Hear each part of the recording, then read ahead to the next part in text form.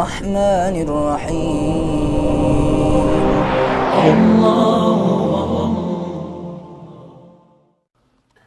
بسم الله الرحمن الرحيم. الحمد لله رب العالمين، والصلاة والسلام على أشرف المرسلين سيدنا محمد وعلى آله وأصحابه أجمعين، ثم ما بعد. السلام عليكم ورحمة الله وبركاته. ابن آدم نموت وأيامنا تذهب ونلعب والموت لا يلعب. O adam balası, ötөбүз кетебиз, бул күндөрүбүз баары өтүп кетет. Ушул саат Аллах Тааланын, пайгамбардын сүннөтүн, Аллахнын Куранын, шариятыбызды үйрөнөбүз деген сааттан башкасы баарын пайдасы жок. Налабу, биз ойнойбуз, сүйлөйбүз, күлөбүз. Вал маут ла ялабу, өлүм биз менен ойношпойт. Өткөн жумада сабак мейле, өлүм хакы деле, өлүм ойношпойт. Якулу, пайгамбарыбыз саллаллаху алейхи ва саллам, караң бу таярдап койгон хадисим ham шуга тиешелүү экен. Пайгамбарыбыз саллаллаху алейхи ва саллам бир салават.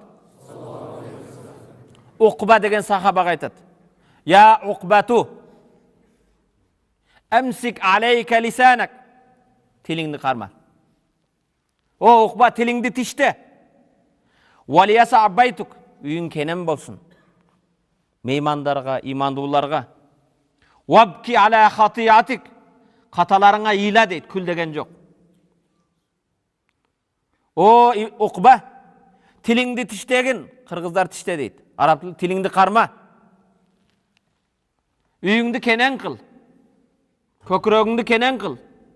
Вабки аля хатиятик, каталарыңды ойлогондо ийлагын. Урматтуу мусулман бир тууган, келгиле денебиз менен бул жерде, бирок рухубуз менен, жүрөгүбүз менен пайгамбарыбыз саллаллаху алейхи ва салламдын жанына келебиз. Өзүңдү бардыгың рухуң менен, акылың менен, жүрөгүң менен пайгамбар менен элестет. Биз азыр пайгамбарыбыз саллаллаху алейхи ва саллам Масжиди Кудуста, Масжиди Акса, Палестинадагы Акса мечитинде пайгамбарыбыз саллаллаху алейхи ва саллам келди. Пайгамбар Масжиди Аксамга бурак деген эшектен кичине чоң, качырдан кичирээк, бурак деген сөз араб тилинде барк, чагылган деген сөздөн алынган. Жабраил алейхиссалам алып келген улоо, пайгамбар отурган кезде бурактын бир кадамы көзүң кайсы жерге жетсе ошончо кадам койчу экен. Бурак пайгамбарыбыз саллаллаху алейхи ва салламды Субханаллази асра би абдихи минал масжидил харам илал масжидил акса, Масжиди Харамдан өзүнүн бендеси пайгамбарды Жабраил алейхиссалам Масжиди Аксага алып келди. Масжиди Аксага келген кезде пайгамбарыбыз саллаллаху алейхи ва салламды Адам атабыздан тартып Иса пайгамбарга чейинки болгон бардык пайгамбарлар ушинтип күтүп турду эле. Бүгүн азыр карагыла, могу сажда кылыш кыйын. Ушундай пайгамбарлар тобу пайгамбарыбызды саллаллаху алейхи ва салламды Масжиди Аксада күтүп турду. Пайгамбарыбыз саллаллаху алейхи Масжиди Аксага кирген кезде пайгамбарлар күтүүсүнүн максаты эмне эле? Башкача айтканда пайгамбарыбыз саллаллаху алейхи ва салламга бардык пайгамбарлар Аллах жолуна чакыруу, иман, инсанияттын келечек, адам балдарынын аманаты, динге чакыруу пайгамбарга желек тапшырылат эле. Мындан кийин сен, о Мухаммад, жана сенин үммөтүң жер бетине эмисилер жооп бересиңер деп. Аманат кимдин мойнунда экен? Биздин пайгамбарга коюлган аманат биздин мойнубуздагы аманат. Жер бетиндеги бузукулукка, имансыздыкка, мунафыктыкка биз жооп беребиз. Бир гана молдолор, бир гана имамдар, даватчылар эмес. Ар бир инсан пайгамбар баллигу анни валау ая, менден бир аят болсо да, бир сөз болсо да жеткизгиле дейт. Ар бирибиз динге жооп беребиз. Пайгамбарыбызга аманатты тапшыргандан кийин, башкача айтканда, инсаниятты башкаруу желегин бардык пайгамбарлар Мухаммад алейхиссаламга тапшыргандан кийин адамдар күттү 2 рекат намаз окуш керек эле. Ким окуйт? Жабраил алейхиссалам, Аллах Таала тарабынан келген периште, кимге иман бол дейт экен? Ким иман болуу шарапатына жетет экен? Ким иман болуу сыймыгына жетет экен деп турган кезде Жабраил алейхиссалам келет: Я Мухаммад тақаддам. Эй Мухаммад, өт иман бол дейт. Пайгамбарыбыз саллаллаху алейхи ва саллам 2 рекат намаз окуйт. Бардык пайгамбарлар, Адам атабыздан Иса алейхиссаламга чейин болгон пайгамбарлар муктадир болуп, артында ыктыда кылып турушат.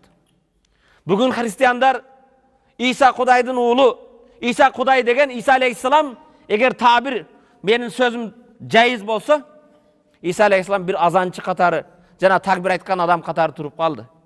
Пайгамбарыбыз саллаллаху алейхи ва саллам иман болду 2 рекат. Иман болгондон кийин пайгамбарыбыз саллаллаху алейхи ва саллам ошол Masjid-i Aqsadan asmanга көтөрүлдü. Эмне үчүн пайгамбарды Меккеден эле көтөрүп кетсе болот эле Аллах Таала? Меккеден көтөрүлсө болот эле. Эмнегедир пайгамбарды Меккеден Палестинада Masjid-i Aqsага алып келип ошол жерден көтөрүлгөндүгү, башкача айтканда, о үммөт, о Мухаммад алейхисаламдын үммөтү, силер Masjid-i Haramга кандай жүрөгүңөрдү эңсеп, сагынып барып ибадат кылсаңар, Masjid-i Aqsада силерге ошондой. Пайгамбарыбыз саллаллаху алейхи вассалам, эгер жүгүңдү жүгүнүп, жүйүнүп, түйүнүңдү түйүнүп, улоолоруң менен ибадатка барам десең, 3 эле мечитке барасың дейт. Биринчиси Masjid-i Haram. Masjid-i Haramда бир рекетиңиз 100 миңге жүрөт. Masjid-i Nabawi, экинчиси Мадинадагы пайгамбардын масжиди, бир рекетиңиз 1000ге жүрөт. Үчүнчү мечит Акса мечити. Акса мечитинде бир рекетиңиз 500ге жүрөт. Башкача айтканда, о Мухаммадтын үммөттөрү, Masjid-i Aqsага да силер жооп бересиңер, булар да силерге аманат. Пайгамбарыбыз саллаллаху алейхи вассалам ошол жерден көтөрүлдү. Көтөрүлгөндө ал кечеси эле. Субханаллази асра би абдихи лейлем, кеченин бир бөлүгүндө. Masjid-i Haramdan ilal Masjid-i Aqsa allazi barakna hawlahu, Masjid-i Aqsanын айланасын берекелүү кылганбыз деп бардык пайгамбарлар көп ошол жерден чыккан. Пайгамбарыбыз саллаллаху алейхи вассалам Миражга көтөрүлдү. Миражга көтөрүлгөн кезде бирок бул кечеси эле. Ошондуктан кечеге токтолом. Лианналлайл эмне үчүн кечеси күндөн эмес? Кечеси лианналлай жалису салихин. Салих имандуу адамдардын Аллах менен байланыша турган убагы бул кече экен. Юнажуна рафи'ас сама била амад. Имандуулар кечеси бул асманды түркүксүз көтөрүп турган Аллах Таалага, түркүксүз карап турган Аллах Таалага кечеси ибадат кылат. Аллах Таала Кур'ан-ы Каримде имандууларды сыпаттаганда кану қалилан минал лейли ма яхжаун. Алар кечеси көп жамбаш, аз гана жамбашта уктайт эле, кечеси ибадат кылат эле дейт. Ва мин хуна кана ахаду салихин. Ошондуктан бир кечеси ибадат кылган бир авлияга токтолуп кийин сабагыбызга өтөбүз. Кече имандуулардын Аллах менен жалбара турган, ибадат кыла турган убагы экен. Кече түнү ысык төшөгүңдөн туруп ибадат кылсаң, сен кожо көрсүн, эл көрсүн болбойт. Риядан алыс болот. Эч ким көрбөйт. Жаратканга жалбарып ибадат кыласың. Кану лаху заужа. Бир мусулмандын аялы бар экен. Аялы да Кудайдан корккон аял экен. Куллама истайказ, жанагы аксакал чочуп эле уйкудан ойгонсо, аялынын ибадат кылып, намаз окуп, сажда кылып атканын көрөт экен. Бир ойгонсо, ал аялынын дуа кылып атканын көрөт. Бир ойгонсо, рүкүдө турганын көрөт. Тазкуруллаха факала лаха. Кийин аялы салам бергенден кийин аялына айтты. Я аматаллах, о Кудайдын чорусу, о өмүр жолдошум, ама танамина лейлен. Кечеси менин жаныма жатып бир аз уктабайсыңбы? Бир аз уктабайсыңбы dedi. Факалат, жаңа аял айтты. Лаху ва кейфе янаму ман арифа анна хабибуху ла янам. Кантип уктайсың бир адам, эгер ал адамдын сүйгөн заты уктабаса? Сүйгөн заттын уктаганын билбеген аял кантип уктасын дейт. Мен Аллахны сүйөм. Аллах Таала ла таъхузуху синатун ва ла наум. Аллах үргүлдөбөйт да, уктабайт да. Менин сүйүктүүм Аллах разылыгын издеген сүйүктүү Аллахым уктабайт экен, мен кантип уктаймын дейт. Укташтан уялам дейт. Сумма сами'аха тунаji раббаха ва тaqul. Кийин жанагы аялдын бир дуасын угуп калды. Эмне деп дуа кылып атат? Я хабибал кулуб, антал хабиб. О жүрөктүн сүйүктүүсү, менин жүрөгүмдүн сүйүктүүсү сенсин Аллахым. Анта унси анта минни кариб. Sen menin жолдошумсун, sen мага дайым жакынсың, кан тамырдан да жакынсың. Аллах Таалага ибадат кылып жатат. Урматтуу мусулман бир тууган, Аллах жараткан Аллах уктабайт. Иза канат лейл жалису салихин. Салих имандуу адамдардын түндү баары эле укташ эмес, шарт эмес экен. Эртең караңгы мүрзөң, караңгы көрүң жарык болсун десең, айтке сотка менен кире албайсың. Фонарыңды алып бара албайсың. Шамчырак алып бара албайсың. Мүрзөңнүн жарык болуш үчүн түндө элдер уктап жаткан кезде эки рекет намаз окусаң, мүрзөңнүн жарыктыгы ошол болот. Үй курганыңда провода тартасың, ток тартып келесиң, сен ошо мүрзөңдү азыр тирүү кезиңде ошо жака нур жөнөт, нур даярда. Иза канат лейл жалису салихин, иза канат мунаджатул муъминин. Имандуулардын жалбара турган убакыт экен кече. Ахаду салихин Абу Yazid el-Bastami. Abu Yazid el-Bastamani деген бир киши. Кана янам затал лейли. Бир күн ибадат тахажжудун окуду да, tahajjuddan keyin es alayın dep jatdı. Faiza huwa yasma men yunadu uyqusuda tüşünde birov Abu Yazid el-Bastamani'ge uşunday dedi.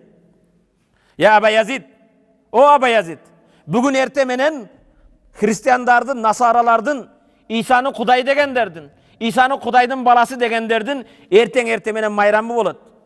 Balligimi ileyhi risalete nebiyik Muhammedin sallallahu aleyhi ve sellem. Muhammed aleyhisselam moynuna amanat kılıp kaltırgan dinde oşalarga barıp jetkiz dedi. Erten kimnin bayramı eken? Hristiyanlardın bayramında sen oşalardın çirkövüne bar dedi. Oşaga barıp durup Muhammed aleyhisselamga alıp kelgen amanat dindi Kur'an'da oşalarga jetkizesin dedi. Abu Yazid el-Bastamani uykusundan turdu. Daratını aldı. 2 rekat namazını okudu. Ertenki namazını okugandan keyin, bamdatты okugandan keyin tuğra çirkövge bardı.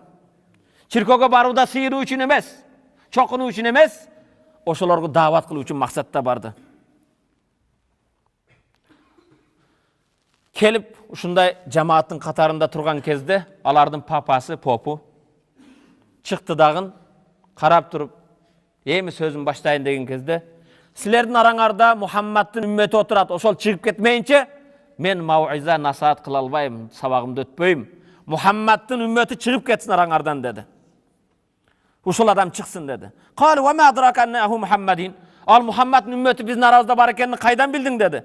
"Qala li enne ashab Muhammed."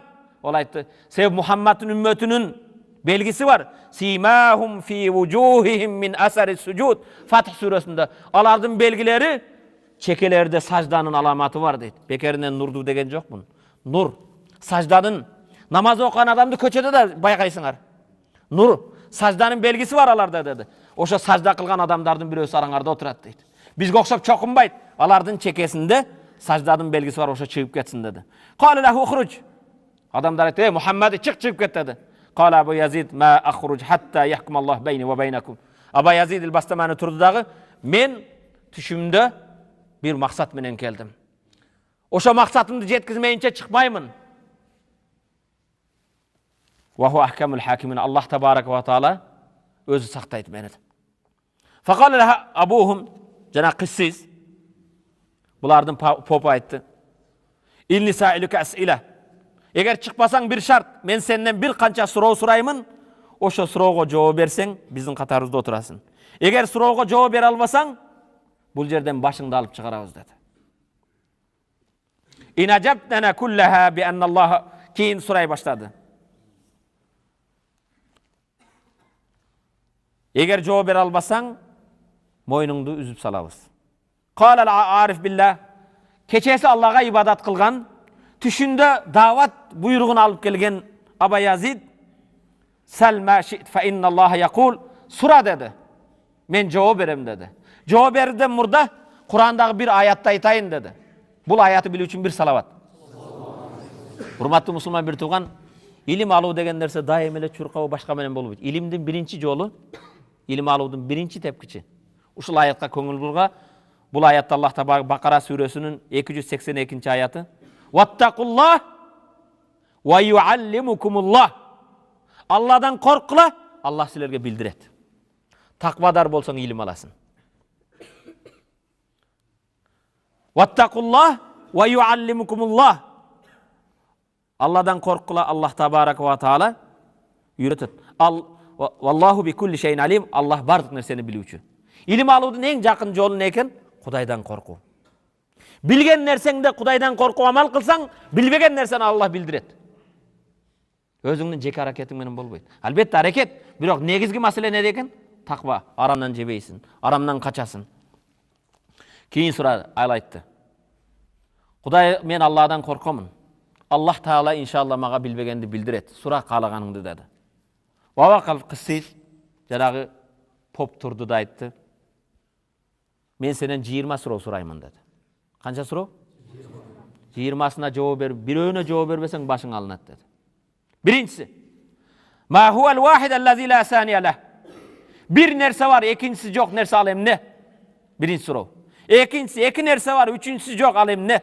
"Ve ma hiye selâse allati la rabi'a leh." Üç nerse var, dördüncüsü yok. "Ve ma hiye arba'a allati la khâmise leh." Dört nerse, beşincisi yok emne? Beş nerse, altıncısı yok emne? "Ve ma hiye sitte allati la sabi'a leh." 6 nerse 7-incisi yok emne. 7 nerse 8-incisi yok emne. 8 nerse 9-incisi yok emne. Ve ma hiye mu'cizat 9 da Allah Taala bergen mu'cizalar kaysı? İnsan aciz bolgon, Allah körsetken 9 mu'ciza var. Alar emne. Ve ma hiye al-ashara allati qabila li ziyada. 10 nerse aşıkçanı kabul ala turgan nerse emne. Ve ma humul ahad ashara. 11 bir tuğan kim? Ve ma hiye al-mu'ciza allati mukawwana min 12 şey'an. 12 nerseden tüzülgön Allah körsetken mu'ciza emne. Ve men hum 13. 13 degen kim? Sorularda qarang. Ve ma huwa qabrul-lezi sara bi sahibi. Özünün eesini taşıp жүрген mürze kimdi ki? Ve ma huwa şey'lezi halakallahu ve ankar. Allah özü jaratıp, özü jaktırbagan nerse emne? Ve men humul-lezine sadaku ve dakhalun-nar. Kimder çındıkta aytıp turup dozakka kirgenler kim? Çındıkты süylöp dozakka kirgenler kim? Ve menillezî kezzebu ve dakhalul cenne. Jalgan aytıp beýişke kirgenler kim? Ve ma hiye şey'llezî halakallahu ve leyse lehu abu ve la Ata enesiz jaralgan nerseler emne? Allah ata enesiz jaratkan nerseler emne? Ve ma hiye şecera. Kaysı daraktın 12 şağı var. 12 darağıda 30 jalbrağı var. Her bir şağında 5'ten mömösü var. 5 mömönün 3'ösü künde turat, 2'ösü köleköde turat. Al emne? Ve vakafa yazil 20 soru suradı. Emi cevap berdi. Tur. Soru da esingerde kalgan yok. Ve vakafa Abul Yazid musta'inen bimin rafi'is sema bil amat. Allah'tı Taala'dan jardamды surap, o jaratkan Allah'ım, men maksatda geldim, özüň jardam ber dep turdu da jawapты başladı. Bir salavat. Bismillahirrahmanirrahim. Bir nerse ikincisi yok. Kul huvallahu ahad, Allahu samad. Aytqın Allah jalgız, anın teňi yok. Lam yalid ve lam yulad ve lam yakul lahu kufuwan ahad. Tuğulgan emes, anın hiç bir teňi yok dep ayatda okudu. Allahu akbar. İki nerse üçüncüsü yok. A'udzu billahi mineşşeytanirracim. Ve cealel leyla ven nehâre ayeteyn. Keçe menen kündüzdü alamat, Allah'ın barlığına, birligine bolgan bir belgi kılıp jarattık. Keçe menen kündüz ekow, anın üçüncüsü yok. Ve emmes selâse alleti la rabi'a leha. 3 nerse anın dördüncüsü yok. Barın bilesin Musa aleyhisselam menen Hızır aleyhisselam jolukkanda Hızır aleyhisselam 3 jolu mümkünçilik berem. Üçüncüden keyin eger şartты buzsaň ajraşabız deydi. Birincisi bara jatıp ilim algany barganda Musa aleyhisselam Hızır aleyhisselamdan ilim alam deydi. İlim aluga sen sabrın çıdabayt deydi. İlim aluu üçün sabır kerek eken. Sabrın çıdabayt dese çıdaymın deydi. Sabrın çıdasa jür anda deydi. Kelgende ele kemeni talkalap salat. Vey, emne üçün kemeni talkalap saldın? Emne üçün kemeni teşip saldın dese, aytpaydın mı çıdabaysın dep suraba degenmin deydi. Biraz yol жүрgönden keyin bir balagatga jetilek kiçinekey naristeni Hızır aleyhisselam öldürüp salat. Ve günökör emes, emin balagatga jetelek bul naristeni emne öldürdüň deydi. Sabrın çıdabayt debedimmi deydi. Unutup koydum, keçiresin deydi. Emi üçüncü yolu surasam, dördüncü üzür yok deydi, ketem deydi. Bir ayılga kelet de buzulup jatkan duvaldı. Janında oşa elden bizge tamak bergile kursağımız açtı dese, hiç kim tamak berbey koyat. Hızır aleyhisselam jana buzulayın degen duvaldı kayra oňdop turguzup koyat. Duvaldı tüzüp bitkenden keyin Musa aleyhisselam kılgan işiňe akı surasan kursak toygozup alayak deydi. Haza firaq beyni ve beynek. Mana eközünü ajrata turgan jerimiz emi kete ber deydi. Majma'al Bahrayn degen iki dengizдің koşulgan jeri İstanbul'da eken. Oşol jerde. Oşo Hızır aleyhisselam menen Musa aleyhisselam jolukkanda Hızır aleyhisselamdın tamak aşını kötörüp жүрgön emi Yuşa degen paygambar eken. Yuşa aleyhisselam keçe men İstanbul'a barganda mürzösüni barıp görüp geldim. Yuşa aleyhisselamdın mürzösü uzunu 11 metre eken. Oşol jerde üçüncü yol emekkanda mana emi akı surabaysın dese jönötüp berdi. Emi deydi, bayagı sen çıdabagan nerseleri aytıp bereyin deydi. Kemeni talkalaganym keme deydi, bul bir baykuş jakırlardyk ele deydi. Bul jerdin padişası zalim har kimderdin kemelerini tartıp alıp özünü alıp atat ele. Bunu ayıp kılıp buzup koydum deydi. Oşo jakırlardykyny albayt, jakırlar bala çakasyny bagıp tirikçiligini kılat. Oşonunktan teşip koydum deydi. Al teşip kemeni albayt deydi. Jaş balany öldürüp koygon deydi. Bul bala çoňoýgonda bala emes ata enesine bala bolup, ata enesine daim jamandyk alып kelet ele. Allah kelечekte munun ata enesine mundan da jakşyrak, mundan da meýirmidürök perzent beret deydi. Ал дуалды тургузуп койгонум дейт, дуалдын астында эки жетимдин дейт. Ата бабасынан калган кем бар эле дейт. Ата энеси кана салихейн або. Ата энеси салих, Кудайдан корккон имандуу адамдар эди. Ата эненин жакшылыгы, салихтиги үчүн келечекте балдар чоңойгондо дуалдын астынан кенини таап алат булар дейт. Башкача айтканда, ата эненин жакшылыгы, тазалыгы буну тафсирде окусаңыз, Каф сүрөсүндө. Тафсирде жазган алымдар айтат, ошол жанагы жетим балдарчы, ошолордун жетинчи атасы экен.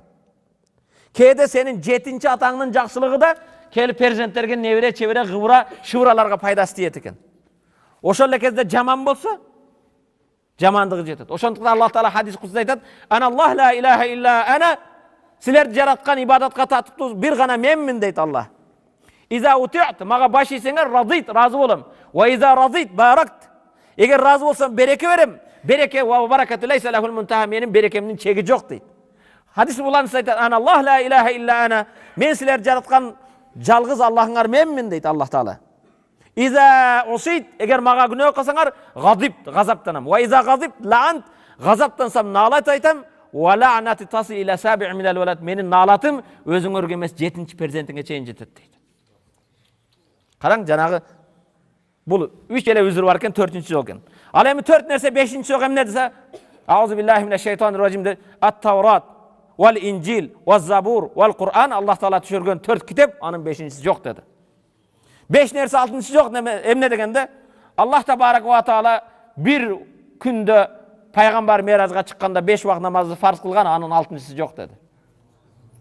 6 нерсе 7-чи жок эмне дегенде, ал Аллах Табарак ва Таала Кур'ан-ы Керимде асман жерди 6 күндө жараттым дейт. "Ва лакад халакна самавати вал ард ва ма байнахум", асман жердин арасындагыны фи ситтата иям, 6 күндө жараттык. "Ва ма массана мин лугуб", андан кийин чарчап калган жокпуз дейт Аллах. Кур'андагы аят бул. Кийин кыссыз айтты, эмне үчүн Аллах Таала 6 күндө асман менен жердин арасындагы, асман менен жерди 6 күндө жараттым дедиң да, аяттын акырыны "ва ма массана мин лугуб", биз чарчаган жокпуз деп аятты түгөттүң дегенде, себеп силер Аллах Таала 6 күн кургандан кийин 7-чи күн базар күн дем алган десиңер, Аллах дем алууга муктаж эмес дейт. Аятта бул, Кур'ан-ы Керимде. Факала Абу Язид лианна al-яхуд, яхудилер силер Аллах Таала 7-чи күн базар күн дем алган десиңер, Аллах дем алууга муктаж эмес дейт. Ва амма саб'алат ла самилала, ал эми 7 нерсе 8-чи жок эмне дегенде, аллази халака саб'a самаватин тибаqa, ал Аллах 7 кабат асманды жараткан. Ма тарафи халқир рахман мин тафавут, Аллахтын жараткан нерселерде кемчилик көрбөйсүң, кемчилиги жок. Асмандын бир жерде тешип көрдүңөрбү? Мана биздин мешитте айтпеттен бенденин курганынан ушунча канча акча эмекси да жамгыр өтөт, башка болот. Аллахтын 7 кабат асманды жараткан, анда эч бир кемчилиги жок дейт. Ва амма саманияллат ла таси аля, ал эми 8 нерсе 9-чу жок. Куранда Аллах Таала айтат, Хакка сүрөсүнүн 17-чи аят: "Ва яхмил арша раббика фавкахум яума изин самания", кыямат Аллах Тааланын аршын 8 периште көтөрөт, анын 9-чусы жок. Аллаху акбар. Аммал муъжизат, бирок бул темабыз бул эмес, темадан бир аз өтүп кетейин, кечиресиздер. Баарга жооп берди акыркы 20-чы суроо ушул нерселде. Кайсы дарактын 12 шагы бар, 12 шагыда 30дан жалбырагы бар, 30 жалбырагыда 5тен мөмөсү бар, 5 мөмөнүн экөөсү караңгы көлөкөдө, 5өөсү жарыкта дегенди. Ал сен айткан дарак, ал 1 жыл, 1 жылда 12 ай бар, 12 айда 30 күн бар, 30 күндө ар бир күнүндө 5 убак намаз бар, 5 убактын 3өөсү караңгыла көлөкөдө турган, ал баамдат менен куптан шам, ал эми күндө турганы пешим менен асыр дейт. Баарына жооп берет. Бирок жооп берип бүткөндөн кийин бул жерде дагы мен айтып коеюн, чындыкты айтып туруп дозокко киргендер ким десе, Кур'ан-ы Керимде Аллах Табарак ва Таала айтат: "Ва қалатил яхуду лайсатин насара ала шей". Ва қалатил яхуду лайсатин насара ала шей. Яхудилер айтат, бу христиандар туура эмес жолдо жүрөт дейт. Бу христиандар адашкан дейт. Туура айтып атабы? Ва амма садаку, чындыкты айтып атат, бирок дозокко кирет алар. وقالت النصارى ليست اليهود على شيء. Насаралар болса, христиандар айтат, жок, яһудилер адашкан дейт. Муса булар адашкан дейт. Экөө тең чындыкты айтат, экөө тең дозокко кирет. Бакара 113. وقالت النصارى ليست اليهود على شيء. Бул чындык. Булардык туура эмес дегени. Чындыкты айтып, садаку фи хаза ва хум мин ахлин нар. Экөө тең чындыкты айтат бири-бирине. Экөө тең туура эмес, туура экөө тең туура эмес. Чындыкты айткан экөө тең дозогол. Ва ман ябта гайрал ислам динан фала юқбала мин. Кимде ким исламдан башканы дин тутса, ал динди кабыл кылбайт Аллах. Инна дина индаллахи ислам. Аллахтын астындагы ак дин ал ислам дини. Ошетте бир тоо ламма захаба ахлул муслимин ил малик. Египетте bir padişah var, musulman alımı, Moldake, Hristiyanların poptu, Yahudilerden ravini vardır. Arapça Hahan da koyuyor. Kıssis, Hahan al-alim. İlimdu Moldake, Hristiyanların popu, andan keyin Yahudilerden ravin deydi. Üçevi vardır. Barganda padişah aytadi, bu eldi taza bölüp atasыңар. Musulmanlar biz haqtabız deysiңер, Hristiyanlar biz haqta deybiz. Bu Yahudiler biz deysiңер. Мындай чындыкты айткылачы. Ошого карата эме кылалы. Барың эле өзүңдүн жолуңду актайсың дейт. Кана менин алдымда үчөөң мындай талашып, менин алдымда бир чындыкты чечкиле. Жөн эл менен эмес, мана илимдүүлөр дейт. Мана сен дейт, Hristiyanlardын равини, эмерин Яхудилердин равинисиң, Hristiyanlardын попу сен, сен мусулмандардын алымы үчөөң чындыкка кел дейт. Андан кийин кимиң эгер ошону бейишке кирүүгө силердин жолуңар ак экенин тактасаңар, мен ошого карата чечим кылайын элге. Мамлекеттин дини ошол дин деп айтайын дейт. Патриарх турат дагы айтат. Хахам сүйлөсүн дейт. Патриарх бул эме поп турат дагы. Менден көрө дейт, Иса Муса алейхиссалам дини эскирээк дейт. Ошондуктан дейт равинге сөз берем дейт. Равин сүйлөсүн, анан ага мен жооп берем. Андан кийин эң кичинебиз анан мусулман жооп берсин дейт. Хахам Яхуд айтат кала фалиятакаллам имамул муслимин. Анда мусулмандардын имамы сүйлөсүн дейт. Яхуди. Кала ал-малик такаллам я имам. Экөө тең сүйлөп да сөздү имамга берди. Кимге берди сөздү? Христиан болсо Яхуди сүйлөсүн деди, Яхуди болсо мусулман сүйлөсүн деди. Экичинеге биз бу сыйлаш сөз берсин деди. Кала ал-имам. Имам айтты. İn kana al-yahud sayadkhulun al-janna wa nahnu dakhiluha li'annana amanna bi Musa. Padişam dedi, eğer dedi bana ravin özünün eli menen Yahudiler beşike kirse biz alar men birge kiremiz dedi. Kant öyle kiresinse? Biz bulardan paygambar Musa aleyhisselam, Musa paygambar hak paygambarlığına iman keltirmemiz işenemiz dedi. Oşoндуктан biz alar men birge kiremiz dedi. Wa in kana nasara sayadkhulun al-janna. Eğer jok bular kirbesten Hristiyanlar kire turgan bolsa, Hristiyanlar menen koşa da biz beşike kiremiz. Sebep biz İsa paygambardın hak paygambarlığına işengenbiz, iman keltirgenbiz. Bizdin imanımыздın bir bölügü İsa'nın hak paygambarlığına iman keltirүү. Wa iza kunna dakhiliha, eger bardı ki bul ekөө kirбестен biz kire turgan bolsok, Yahudiler da Hristiyanlar da biz menen kirбейт dedi. Sebep alar bizdin paygambar Muhammed aleyhisselamga iman keltirgen emes dedi. Ekөө şonu men süylelip oturup kaldı. Andan keyin бұл сұраулардың арасында барына жооп берип бүткөндөн кийин патриарх жооп 20 суроого жооп алды. Кийин Кудай буйрса башка бир убакта бул суроого токтолом 20сыга тең. 20 суроого жооп берип бүткөндөн кийин мен эми чыгам деди. Абу Язид ал-Бастамани. Бирок мен чыгуудан мурда силерден бир эле суроо сураймын. Ошо бир суроого жооп берсеңер мен чыгып кетем деди.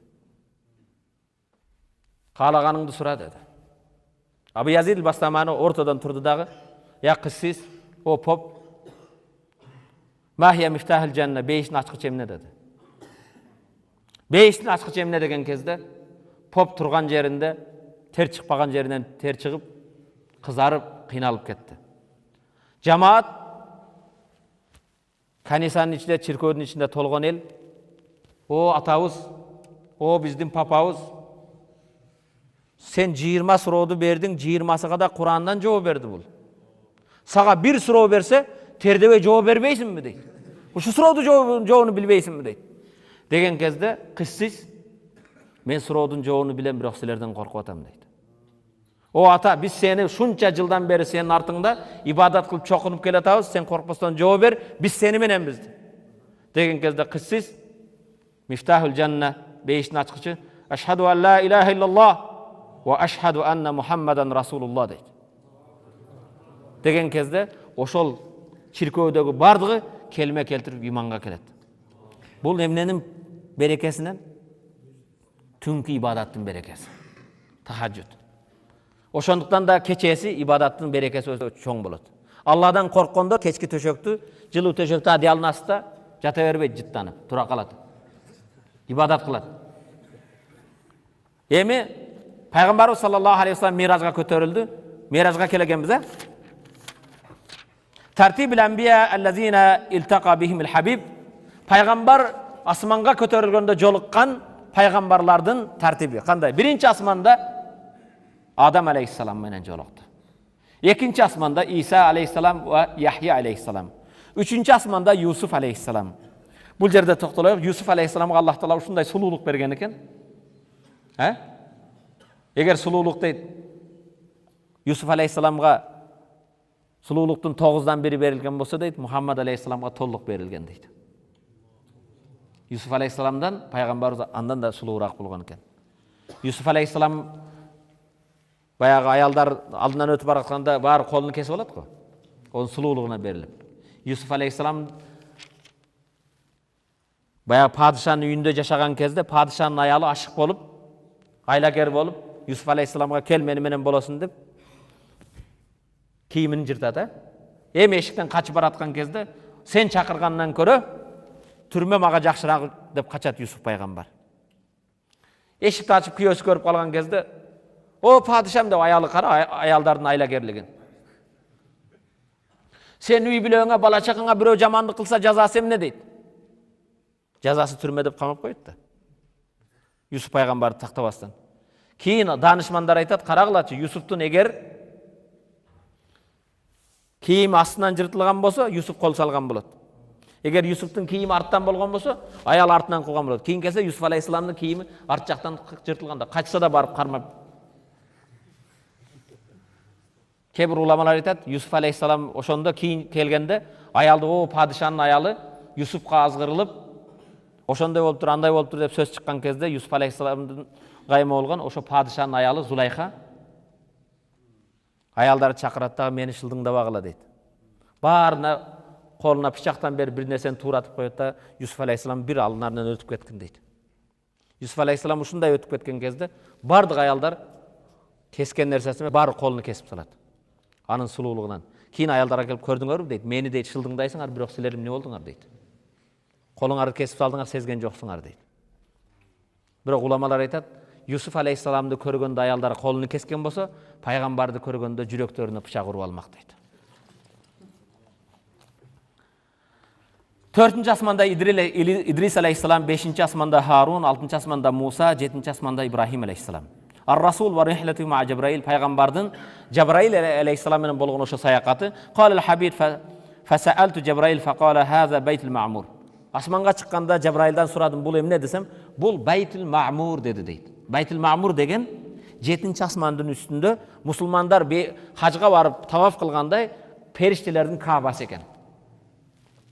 Юсалли фи кулли ям 70,000 малак. Күнүгө 70,000 периште намаз окуйт экен айтты.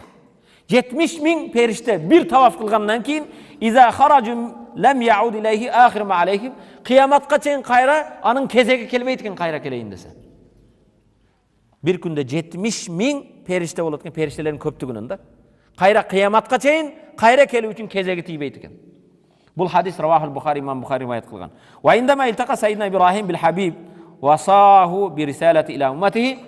Пайгамбарыбыз 7-нчи асманда ошо Байтул Маъмурга барганда, Байтул Маъмур деген ошо периштелердин таваф кыла турган үйүндө, үйгө келип, үйдүн бир дуалына сөйөнүп отурган, ондой отурган бирөө бар экен. Ал Ибрахим алейхиссалам экен. Пайгамбарлар атасы Ибрахим алейхиссалам Байтул Маъмурдун дуалында сөйөнүп, зикир чалып отурган экен. Ибрахим алейхиссалам пайгамбардан бизге бир SMS дейбизби, катпы бир насаат жөнөтүптүр. Ал насаатты угуу үчүн, билүү үчүн Ибрахим алейхиссаламдын бизге келген насаат бир салават. Пайгамбар айтты: "Я Мухаммад", Ибрахим айтып атат, "Иқра, я Мухаммад, иқра умматика минни салам". О Мухаммад, үммөтүңө менден салам айт дейт. Ва алейкассалам, саламың жетти я Ибрахим халилуллах. Саламың алейке алабыз. Ва алейкассалам. Ümmetine menden salam aytqın. Wa qul lahum, jana ümmetine aytıp koy. Innal cennete tayyibatu turba. Beyişlin toprağı uşunday taza toprak. Wa azbatul ma, tatlı su. Susu öte tatlı, taza su eken, tuzsuz. Wa inna girasiha subhanallah velhamdülillah ve la ilahe illallah vallahu akbar. Oşonday taza topraktı, taza sulu jerge köçet egem dese senin ümmetin. Kim köçet ekkisi kelbeydi? Köçet ekkinger kelebe? Anın köçeti şul eken. Subhanallah velhamdülillah ve la ilahe illallah vallahu akbar. Kana bir jol aytadi. Subhanallah velhamdülillah ve la ilahe illallah vallahu akbar. Beşte birden köçetinger oldu maşallah. Ekinci köçetke. Subhanallah velhamdülillah ve la ilahe illallah vallahu akbar. Beşte iki köçetinger oldu.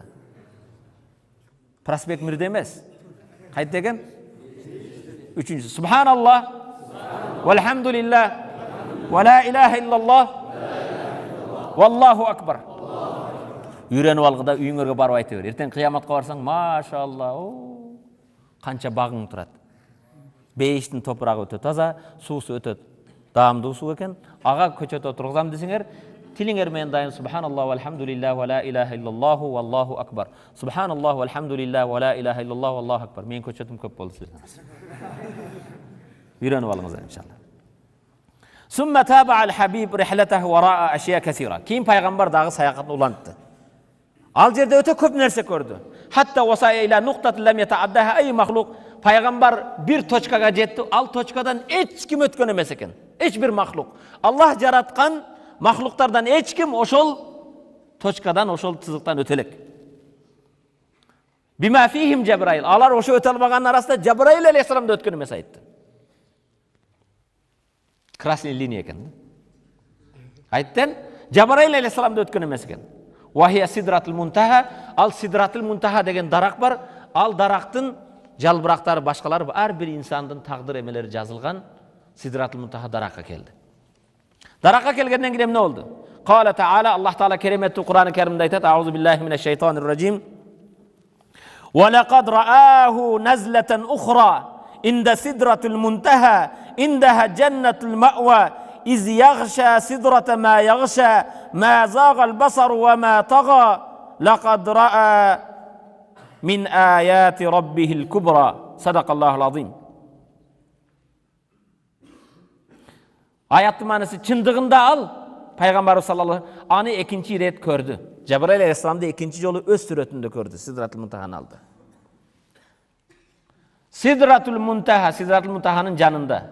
Anın canında İndaha cennetul ma'va, ma'va degen beyiş oşol jerde eken. Oşol uçurda daraktı kaptagan nerse kaptap kaldı. Köz alаңdagan da yok, özünü jogotkan yok paygambar. Çındığında egesinin ulu keremetlerin gördü Peygamber sallallahu aleyhi ve sellem. Kayda gördü? Sidratul Muntaha'nın canında. Andan keyin Allah Taala'nın köp alamat belgilerden oşonda gördü. Summa furizatus salah. Emi bul jerge toktayız. Oşol jerge kelgende Cebrail aleyhisselam geldi. Ya Muhammed taqaddam dedi. Ey Muhammed, emi janağı toçkadan sen aldığa öt dedi. Peygamber zonga karadı, solga karadı. Birge sayakatka kelgen, alıp kelgen Cebrail yok. Peygamber sallallahu aleyhi ve sellem ya Cebrail ayatrukul halilu halilah. O Cebrail dostu uşul jerde taşlap ketevi dedi. Cebrail aleyhisselam aytti ya Muhammed. Al жерден sen ötsen suyurmat görösün, men ötsem Allah'ın nur cemalına küyüp ketem dedi. Bizge ötüge mecok dedi. Ya Muhammed, isma' vattali'. Ey Muhammed, uq, jana köngül bur. Allah menen salamdaş dedi. Sidratul Muntaha'dan ötkenden Peygamber sallallahu aleyhi ve sellem At-tahiyyatu lillahi ve's-salavatu ve't-tayyibat. Dualar, jakşılıklar, salamlar lillah Allah üçün bolsun dedi. Okutasınlar mı? At-tahiyyat salamdaşu. Kim için? Lillah. At-tahiyyatu lillahi ve's-salavat, salavat dualarım ve't-tayyibat bardık taza nerselerde tazarın olur. Allah üçün bolsun dedi. Allah Teala peygamberin salamına alek aldı. Assalamu aleyke eyyühen nebiyyü ve rahmetullahi ve berekatuh. Assalamu aleyke eyyühen nebiyyü ve rahmetullahi ve berekatuh. Salam bolsun ey peygamber sağa. Allah'ın rahmatı jana berekesi bolsun dedi. Allah menen peygamberden salamdaşını uqqan Cebrail aleyhissalam Eşhedü en la ilahe illallah ve eşhedü enne Muhammeden Rasulullah. Güvelik berem Allah'ın barlığına, birliğine, jana güvelik berem Muhammed Allah Taala'nın en jakın kulu, elçisi jana kulu. Oşo at-tahiyyat qayerden keptir? Mirajdan. Andan keyin Allah tebarek ve teala summa furizat salat fi hazal liqa beyne Allah ve abdi. Oşo bende menen Muhammed aleyhissalam menen Allah Taala'nın arasında oşol kezde Allah Taala namazdı farz kıldı. Ve furizat salat bis-sema li'annaha muttasila biha. Namaz emne üçün asmanda farz boldu dese, sebep bizdi ulu Allah menen baylanışta turgan en ulu ibadat ulu jerde farz boldu. Fa inda qawlil abd fil bidayati salati bende namazga kirgende Allahu akbar deb başlayız da. Ne de başlayız? Yadkhulu mubasharatan fi ittisal ma'al khaliq subhanahu. Allahu akbar degende Allah menen sviyazды başlaysın. Значит, bende menen bolgon sviyazларды өчүрүп коюш керек. Ошондуктан биздин мечитте не деп жазылып турат? Эң жакшы байлануу Allah менен байлануу. Мечитке киргенде телефонуңду өчүр деген. Salat деген söz arap tilinde sila, байлануу деген söz. Allah менен бенденин арасында байланыш. Allahu akbar деш менен sen Allah Taala менен, башкача айтканда sen досуңа номерди алгандай эле Allahu akbar намазга кирдиңби, Allah менен байланышууга кирдиң. Болду. Башка нерсени токтот. Валамма марра саллаллаху алейхи фи тариқ аудатихи. Пайгамбар намаз фарз болду. Эми кайтты. Карагыла. Кээде өтө зарыл иш болсо, премьер-министр же президент же эле губернаторго телефонда айтып коет, же жардамчыга айтып кой ушуну аткарсын деп. Эгер зарыл иш болсо, өзүнө чакырып, 7-чи этажда эме кылат. Эй, көзүңдү ач, муну аткар деп. Dinimizdeki 5 farzın en ıyık ulu ibadet 7-ci asmanda farz bolgon. Namazın zarıldığını şundan bilsen bolot. Namaz kanday bu. Cebrail aleyhissalam arkılуу emес, Allah Taala özü paygambardı kötörgөн oşol jerde farz kıldı. Paygambar sallallahu aleyhi ve sellem kaytıp 6-cı asmanga түшкөндө Musa aleyhissalamga joluktu. Musa aytты: "Sa'alal habib, kam faradallahu ala ummatik?" O Muhammed, ümmetine Allah Taala kança namaz farz kıldı dedi. Fayakulul Habib sallallahu aleyhi ve sellem. Peygamber diyor, o Musa, Allah Teala 50 salatan günüge 50 vakit namaz farz kıldı dedi. Kança? Birinci Allah farz kılganda bizge 50 vakit farz kıldır. Allah bendeni daim Allah menen baylanışusunu kalaydı. 50 vakit farz kıldır. Qala farji fa inni jarrabtu ma bani İsrail. Musa aleyhisselam aytdı, ya Muhammed kayt Allah Teala'ga. Jengildik sura. Men İsrail'din baldары menen evreyleri men iştep көргөнмүн. Paygambarlık bildetini atkargamın. Bular atkarbaydı dedi. İnsan uşunday jalkoo bolat. Takatı jetpeydi dedi. Ve inne ummetike la taqdir ala zalik. Ümmetin de çıdabaydı. Men Bani İsrail menen iştegende alar atkaralgan emес, sen Allah Taala jengildik sural dedi. Paygambarımız sallallahu aleyhi ve sellem Allah Taala'dan jalbarıp jengildik suradı. 5 alıp saldı. Kayra surandı, 5 aldı. Akırında 5 vakit kaldı. Kayra keratkanda Musa aleyhisselam, ey Muhammed kança farz kıldı dese 5 vakit dedi. Paygambarımızga Musa aleyhisselam çık jengildik sura dedi. Kebirlerge jakta, kayra çıkkanda 1 vakit bolup kalganda dedi. Babamda tuk koyup jırgap jüretilekti. Paygambarımız aytdı, "İstahyaytu min Rabbi, Rabbimden uyalam" dedi. Fabaqiya nabi yatlubu takhfif. Faqala Allah Teala, Allah Teala aytdı. 5 vakit kalgandan keyin la yubaddalul qawlu ladayya. Allah Teala aytdı, mende söz özgörбөйт dedi. Başında kança farz kıldı ele? 50. Sen ümmetin 5 okuyt dedi. Adatı 5 vakit kança bolat eken? 5, soğunu 50'tin soğunu verem dedi. 5 vakit namazga sanı kança eken? Sanı 5. Soğu kança? Sanı kança? Soğu? Allahu akbar. 50 vakitin soğunu alat eken. Oşoğa da kıyılanıp jırga eme olup cuma karan kelet. Faqala Nabi sallallahu aleyhi ve sellem Faqala Musa irca. Musa aleyhisselam dağı kayt dedi. Qala al-Habib laqad istahyaytu min Rabbi, Rabbimden uyalan bolat o şey 50 dedi. 50 bolata inşallah. Бешөө болот 50-дүн сооп алга иншалла. Эми биз пайгамбарыбыз ошо 5тен жеңилдик суроодон уялып тур. А сен уялбайсың ушу бешөөдү аткарбаштан? Жигиттер, бешөөнү иншалла таштабайбыз, а? Сөзбү? Сөз, а? Жигиттик, а? 5 вакыт намаз окуйсуз. Калал Хабиб утту иля бейт фаважатту л-висада кама тарака. Пайгамбар кайтып келген кезде, келсем балышымдагы жылуулук ошо бойдон туруптур дейт. Пайгамбардын төшөгүндөгү жылуулук ошо бойдон турат экен. Эми урматтуу мусулман бир тууган, кээде материалисттер, атеисттер ушуга келгенде эме кылат да. Мана атеисттердин арасында моолор бар да, азыр айтайын.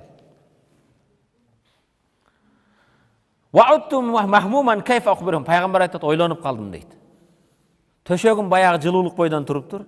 Эми элге кантип айтам? Бир кечеде Меккеден Палестинага чейин төө менен бир айда барсаң, андан кийин асманга 92 миллион 92,5 миллион мил алыстыкта турган күн, ошого саатыга 600 километр жүргөн самолетту жөнөтүп берсең, 16 жылда араң жетет экен. Бирок ошол күндүн нуру бизге 8 минут 9 секундда жетет экен. Канчада жетет экен? 8 минут 9 секунд. Аллах табаракалла заманды жараткан ким? Мекенди жараткан ким? Аллах заманга, мекенге муктаж эмес.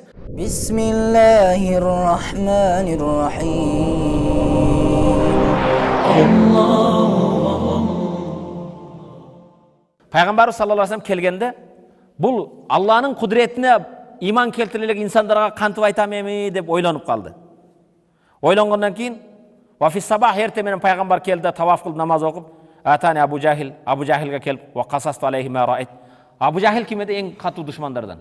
О Абу Жахил, мен бүгүн кече Масжиди Харамдан Масжиди Аксага барып, Масжиди Аксадан 7-чи асманга көтөрүлүп келдим деди. Аллаху акбар. Кимге айтып атат? Абу Жахилге. Ва кала раайта лау жамаату лака қаума атухбирхум ма тақул. Абу Жахил, деди, эми тутулду деди. Эми жалганы чыгат деди. Азыр коомуңду, Меккадагы тууган уругуңду жыйсам, шу сөзүңдү айтасыңбы деди. Айтам деди. Мунун максаты эмне? Калпка чыгарыш керек. Себеби Абу Жахил ажиз, өзүнүн эмеси менен өлчөп атат да. Фаса кийин Абу Жахил биринчи келди, пайгамбардын эң жакын досу ким эди?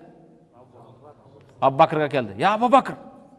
Я Абу Бакыр. Хал сами'та маза тaqul садиq? Досуң эмне деген уктуңбу дейт. Досуң крышасы кетиптир деди. Досуң эмне деп атат деди. Кала Абу Бакырга айтат. Пайгамбар саллаллаху алейхи ва саллям Абу Бакырга жана Абу Жахил айтканда, инкана кад кала фақат садақ. Егер Мухаммад айткан болсо, чынды айткан, мен ага ишенем деди. Өзүнүн эмес, күнүгө ошол асмандан келип жаткан Жабраилга ишенип иманга келген өзүнүн чыгышыга ишенбей каламбы деди. Ошо күндөн баштап Абу Бакыр Сыддык деп аталып калды. Эмне экен? Эч экиленген жок. Мухаммад айттыбы? Айткан болсо чындык деди. Кийин башка коомду жыйнап айткан кезде коомдун арасында кээ бирлер динден кайтты. Болду деди, ана эми жалган чыкты. Кээ бирлер иманда калды. Фарадал мушрикун далилан ала сидқи каламил хабиб. Бирок мушриктер айтты, "Амайлы, буларың имандан чыккан жок, бизге далил айтасың" деди. Кандай доказательствоң бар деп. Фaqala lahum inna hunaka qafila sawfa tata'akhir. Пайгамбар айтты, жолдо келе жаткан карваныңар бар, карванын ичине мо паланчы төө биринчи келет, паландын карваны кечигип келет деди. Фарадал мушрикин лианнаха ta'arrad lil-isriqa, кечиге турганды карвандар деди, карван эс алар ууруларга, каракчыларга дуучар болду, ошондуктан ал кечигип келет деди. Биринчи келаткан мо келет деди. Палан күнү келет деди. Фатa'akhara fi'lan, чындыгында карвандар пайгамбар айткандай келди. Паланчынын төбө биринчи, паланчылар 1-2 күн кийин келди.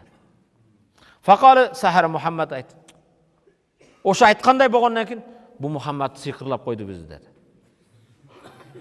Варафа Аллаху Таала ли Расул айтты, Масжид Аксаны айтып берчи деди. Бетте бир нерсени астына 2 сызык менен белгилеп койгула. Пайгамбар мурда Масжид Аксага бара элек, эч көрө элек. Масжид Аксаны айтып берчи деди. Сүрөттө берчи деди. Эми кара, Аллах табаракан кудрети бүгүн мана телефонун кармап алып, видео бар екен, фотоаппараты бар екен деп таң қаласың, Азыр бұл жерде сөйлөгөнүздү астыда аялдарға көрсөтүп койсо, бұл бенден бір жасаған емесі. Техниканы жетишкен емесі. Пайғамбарыбыз саллаллаху алейхи вассаламға Аллах Таала Масжиди Харамды, Масжиди Аксаны шундай көрсөтүп койду. Астын ачып койду. Пайғамбарыбыз саллаллаху түз эфирден карап айта берди. Мечиттин жанында мындай болуп, биягы мындай. Мурда барган эмес. Варафа Аллах Таала ли Расул ал-Масжид Акса, пайгамбарыбызга Аллах Таала Масжид Аксаны алдыга коюп койду. Фавасафа лахум бидикка ар бир кемчилиги. Палан жерде эшиги турат, эшиктен кирде саат бардыгын айтып берди. Так.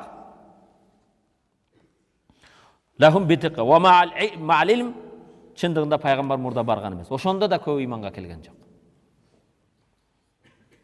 Мин ажайиб ма ра ар-Расул фил Ми'раж. Эми Ми'ражда пайгамбар көргөн кызык нерселер. Bilgimiz kelebe? Bir salavat. Malik hazinun nar. Dozoqtun hajayini ekan. Dozoqtun periştesi. Kede biz özce kıyın bolup balдар boss dep kiyip alat-ku. Hajayin degen al. Al dozoqtun periştesini emes al. Anda futbolka kiyip ele koyala. Ha? Al hajayin ne ekan? Malikin nar.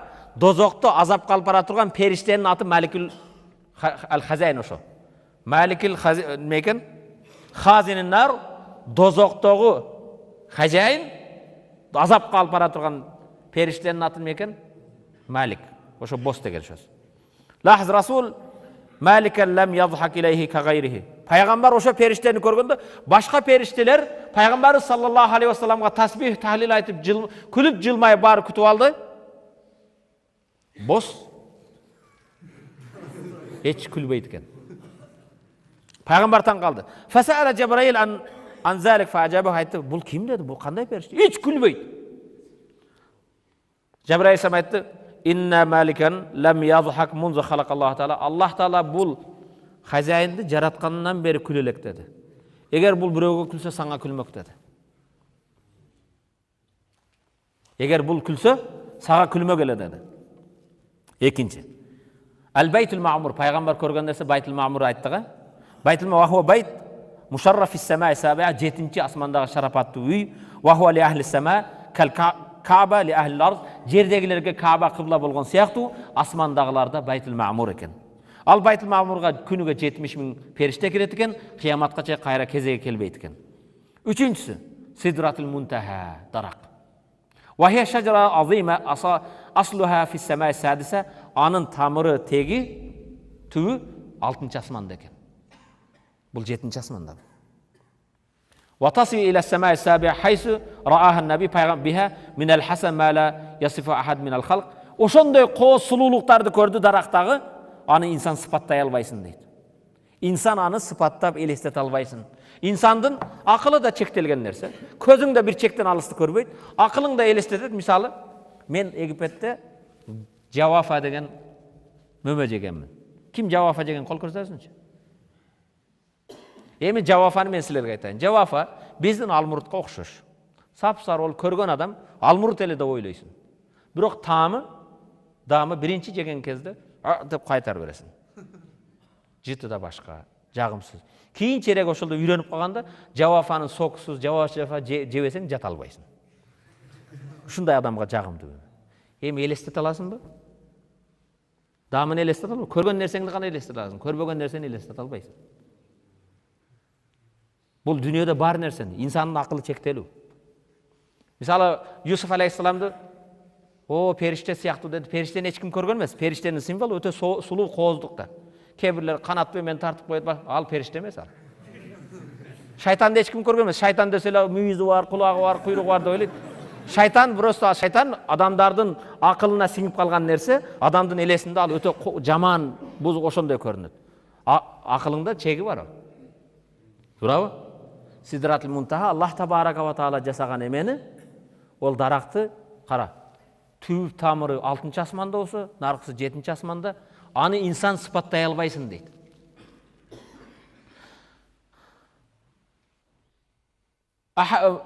Биха мин хасан ма ла ясифу ахад мин ал-халq Allah ягшаха фираш мин az-захаб. Allah Taala ошол дарактын айланасын алтын күмүштөр менен инсан көрбөгөн кооздуктар менен төшөп койгон дейт. Мечітте килемди билесиң да килем десе туурабы? Кабыралинде да билесиң, элестете аласың. Бирок Аллах Таала алтын күмүштөн эмени жасап койгон, элестете албайсың аны. Кандай экенин. Төртүнчү аль-жанна. Аллах Таала пайгамбарыбыз Миражга чыкканда бейишти көрдү. Вахия фаука самавати саб, бейиш 7-нчи асмандын үстүндө экен. Фиха ма ла айнун раат, ва ла узунун самиат, ва ла хатара ала калбил башар. Бейиште көзүң көрбөгөн, кулагың укпаган, даже элестете албаган нерсең бар экен. Аллах Таала аны кимге даярдап тур? Лил муслимин алатқия хасса, мусулмандарга, таквадар инсандарга даярдап тур. Машалла. Эми элестеткин да азыр сага. Саудиянын королу Кыргызстанда паланчы шу менин атамдын уругудан экен, же менин атама окшош экен. Шого мен Саудиянын борборунан бир особняк өзүм даярдатып койдум, контроль кылып десе элестесең. Саудиянын королу өзү даярдаган болсо кандай болот, а? Биздикилер айткан болсо, сразу элестесиң да, шу Кыргызстанда бир особнякта болсо керек деп. Туру? Дубайдын шейх айткан болсо, бирөө айтса сага Нью-Йорктон даярдап койдум, Голливудтан десе. Эми элестет. Бул бенденин даярдаганы. Аллах Таала бейиштен өзүнүн имандуу бенделерине көз көрбөгөн, кулак укпаган, элестете албаган нерсени даярдап койгон. Бешинчи, арш. Аллах Таала арш көрдү. Ва хуа азам махлука, жаралган жаратылыштагы планета дейсиң, же жылдыз дейсиң, күн дейсиң, жер дейсиң. Арш эң чоң экен. Бүгүн аршка жеттиби эмелер? Азыр канчасыга жетти? Кана физика эми окуган балдар барбы? Айга жетти. Марс, Юпитер дагы. Сатурн дагы. Арш дегенди билбейттер, Арш махлукаттардын эң чоң экен. Жаралган эменин арш эң чоң. Ва хаулаху малаика ла я'ламу ададухум. Анын айланасында санын Аллахтан башка билбеген периштелер көп экен. Алтынчы, восулуху саллаллаху иля мустава ясма фихи сарифил аклам. Пайгамбар ушундай даражага жетти. Периштелердин калем жазып аткан, шыурдаган эмесин укту дейт. Периштелер Сидратул Мунтахадан ар бир тагдыр бирдемелер көчүрүп атты. Ошол даражага пайгамбар саллаллаху алейхи вассалам жетти. Вусулуху иля мустава ясма фи сарифил аклам. Инфарада расул ан Джабраил ба'да Сидратул Мунтаха хатта васала иля мустава ясма фи сарифил аклам. Ал Джабраил алейхиссалам укпаган, өтпөгөн жерге жетти. Аллати тунсах бихал малаика фи сухуфиха мин ал-лаухил махфуз. Лаухил махфуз сакталган дарактан, тактадан тагдыр эмелерди көчүрүп жаткан, рызк көчүрүп жаткан периштелердин калеминин үнүн укту дейт. 8-нчи. Самаату саллаллаху каламуллахи таала аз-зати ал-азали абади аллази ла юшбиху каламул башар. Инсандын үнүнө, инсандын сөзүнө окшобогон Алланын сөзүн туурадан туура өзү укту. Өткөн сабактан алына турган пайдалар биринчиси. Рихлат исра вал ми'раж мукафа ли сабр наби ва тазахиятихи. Миражга пайгамбардын көтөрүлүүсү Таифта ташбата болуп келди беле? Жерде өтө кыйналып, ошо кыйналгандан Таифталыкта таш менен уруп канасы кан аккан кезде сабыр кылгандыгы үчүн Алланын болгон бир сыйлоосу. Сабыр, ошондуктан кыргыз сабыр түбү сары алтын, кыйынчылыктан кийин жеңилдик бар деген ошол. Эй Мухаммад, эгер жердегилер укпаса, сенин даражаң моундай бийик деп Аллах Таала көтөрдү. Экинчи. Рихлатул исра вал ми'раж ламсатул ханан ва хуб ва тафзил мин Аллаху ила расул. Бул ми'раж деген пайгамбарга Алланын болгон сүйүүсү, Алланын болгон пайгамбарды бартоосу, улуулоосу. Үчүнчүсү. Рихлатул исра вал ми'раж, ми'раж менен жана исра саякаты ихтибар ли сабат ала фикра ва тасдиқ вал иман биха. Иман жолунда бекем турууларда сыноо. Келгенден кийин кебирлер динден кайтып кетти го. Ким бекем турат? Төртүнчү. Рихлатул исра вал ми'раж рамзу тахадди лил илм вал хадара. Төртүнчүсүгө эки сызык коюп койгула, бир салават айткандан кийин угабыз. Исра ми'раждан алына турган дагы бир сабак 21-чи кылым дейсинби, 30-чы кылым дейсинби, келечекте жер жүзүндө жашаган илимдүүлөр, даанышмандар, окумуштууларга болгон бир дуэл. Кана. Ушул илимге жете аласыңбы? ушул кудуретке жетесиңби? Канчаң техникаң башкаң өнүкпөсүн, биз бүгүн Япония десе шилекейбиз агып. Японский машина, японский телефон, японский телевизор, японский аппарат десе, бардыгы Sony. Японияда. Бирок мына көр, Алланын бир кудурети келгенде Япония эмне болду кече? Билдиби? Бир кырсык келерин 8,8 даража жер титиреди. На аэропорту, на башкасы. Билеби экен бенде? Алланын аскери ушундай. Мана жөнөкөй эле мисал көрчү. Канча жетишкен эме, кана билип албадыбы анда? Алдындыраак ой болот деп качып кеттиби? Бул Аллах табарaka пайгамбарыбызды Миражга көтөрүүсү бардык инсаниятка келечекте да, ошол заманда да, кийин кыяматка чейин илимин канчага жетсе жетсин, Алланын жасаган, Алланын илиминин алдында бенденин илими деңизден бир ийненин учудагы тамчыда эмес. Океаннан bir тамчы сууда эмес ал. Андан кийин 6-чы азаматул ихтибар байнал фитра. Жана Миражга чыгардан мурда өткөн сабакта айттык, пайгамбарыбыз саллаллаху алейхи вассаламга инсандын табиятын сыноо. Пайгамбарга Жабраил алейхиссалам бир кеседе сүт, экинчи кеседе шарап алып келгенде пайгамбар эмнени тандады? Үммөтсүңөрбү? Биз ким үммөтүбүз? Muhammed sallallahu aleyhi ve sellem. Peygamberimize Cebrail aleyhisselam bilip koygular. Arak, şarap haram bolelek kezinde Cebrail aleyhisselam bir çınıda şarap, bir çınıda süt alıp gelgende peygamber emneni tanıdadı? Biz emne içişimiz gereken? Emneden alыс boluşumuz gereken?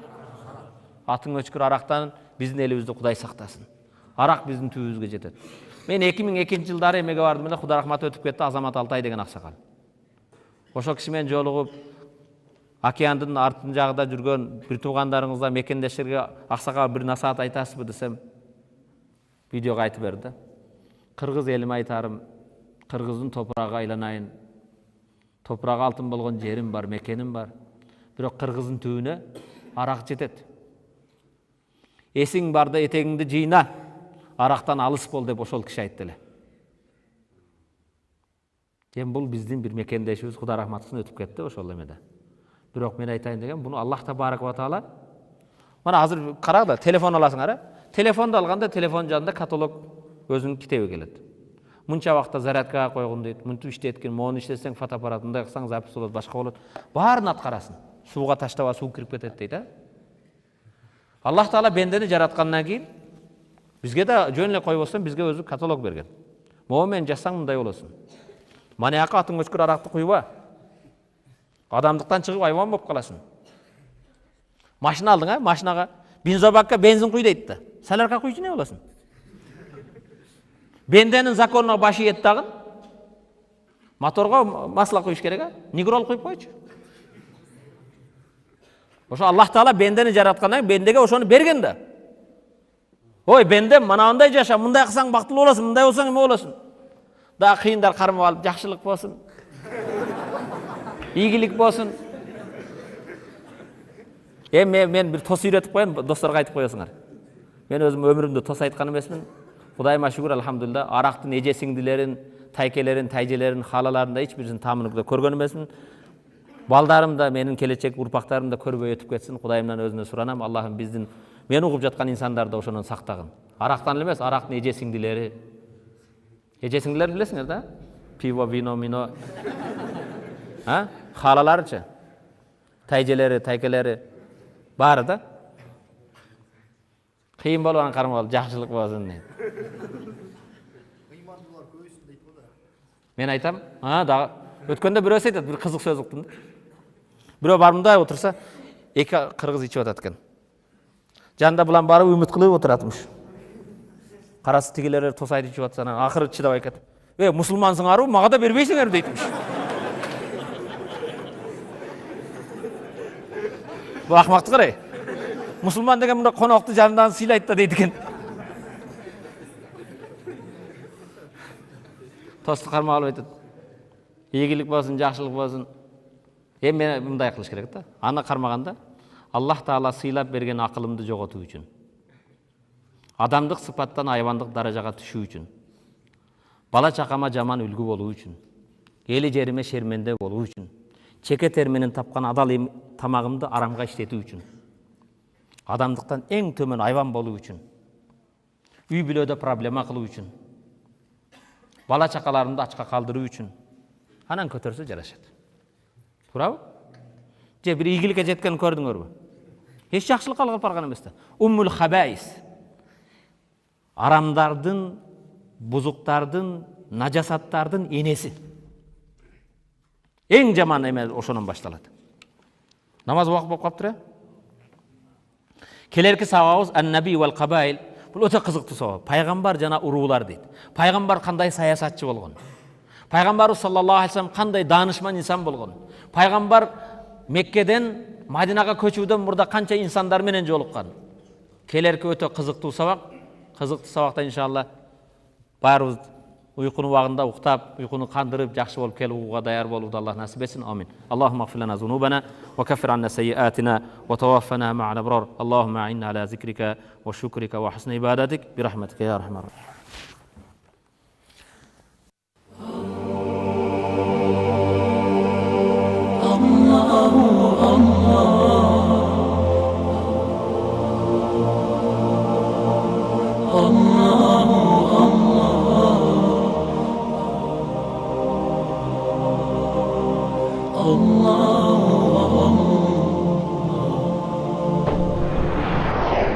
بسم الله الرحمن